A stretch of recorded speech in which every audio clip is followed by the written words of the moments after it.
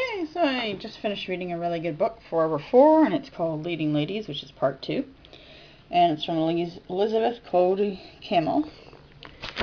And this one's, they wanted to give every girl a voice. They had no idea they'd make so much noise.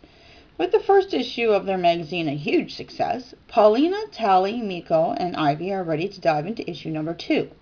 Before they get started, though, Miko delivers some bad news. She has to quit 4Girls. Then Ivy starts to withdraw from the group. She won't answer texts or emails, and no one knows where her article stands. And Tally's pursuit of the lead in the school play has made her even more chaotic than ever. Suddenly, 4Girls has become a one-woman show with Paulina in the starring role. Can she capture the magic of the first issue by herself, or is the curtain about to close on 4Girls forever? It was a lot of fun to read.